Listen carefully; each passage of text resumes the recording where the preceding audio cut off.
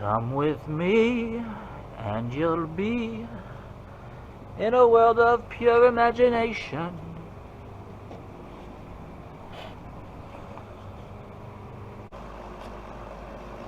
I'm out here in my living room.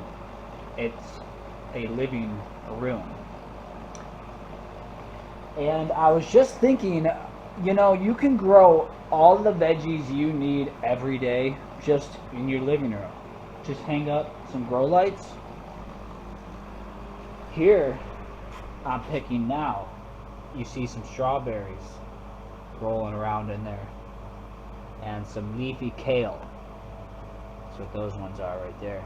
But there's just so many different things down and in here. I just moved this apple tree to a bigger container. I'm going to be picking peppers off of these trees.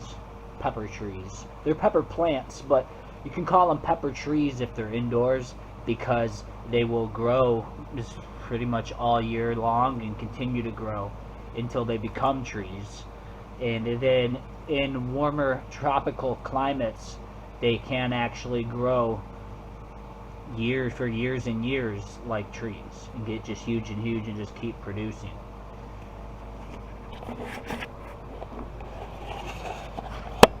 There's some bunch of peppers here. I'm gonna grab this one. Peppers back here. They've really been filling in this last week, growing a bunch of different little peppers and beans. So here, bush beans, there's a ton of them starting to really come in now. There's 4 plants in this one pot, and I picked a bunch last night, so it's not as thick right now. And I've got pole beans, so like right over here. Peppers over here. This is a pepper tree. It's got these red. They're coming in smaller than when I first started, but now it's starting to get some more larger ones growing. Not sure what that was about.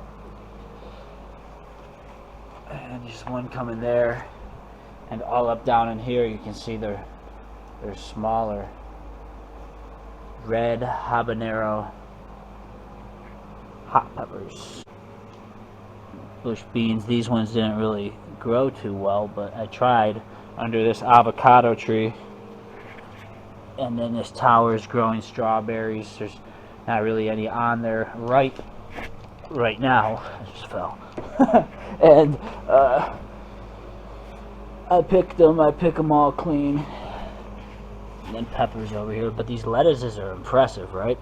Lola Rosa is one of them. Marvels, maybe. I don't think Marvels is actually the other. But there's kales back here too. And down there is another hot pepper. It's actually seed, 2nd generation from that habanero. And then beets there. It's just the greens, so you know it might root, but I like the greens, so that's nice for me. This amaranth spinach. So I guess it's an amaranth, and it's a spinach. It's interesting. So I got a few of those around. This right here, Swiss chard. There's more lettuces going on back here. Peppers. These are like some kind of hot pepper. I forget the name, because it's like a long name that's hard to pronounce, but they really are funky. The way it's growing is looking really mystical. This is another pepper. I want to probably take this one, or nah, I'll leave that one, but I'll take maybe that one. Yeah, I'll take this one. I'm trying to leave 2 to 3 peppers tops growing on each plant at any given time.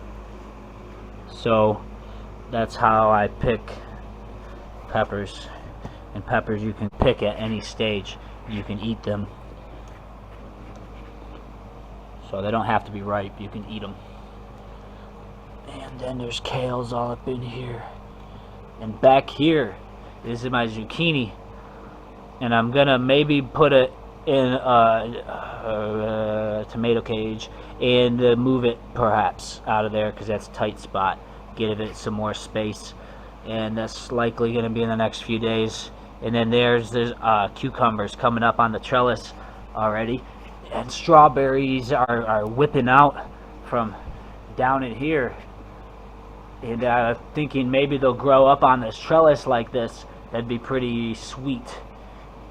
And it would be a really cool way to grow strawberries if it gets wild like that. It's making another vine there going into that pot, which is going to stay there, so I don't have to move any of that if it roots. And back there is even tomatoes. Tomato, black cherry tomato, and then red cherry tomato, and then more of those spinach amaranths. And I haven't actually tried it yet. I think there's a parsley. Yeah, parsleys. I got a bunch of those right under here too. Kale. I think that's a kale. Then, yep. There's an aloe in there up under my ancient avocado tree, my oldest tree. With the strawberries underneath, they're not doing as good as these ones out here. It's taking them longer, and I've only had a few that have ripened so far because the light is further away is what I'm pretty much guessing there. And on my other pepper patch on this side, just picked that pepper and lettuces underneath with a lemon tree. There's just all these strawberries still producing. They're all in there.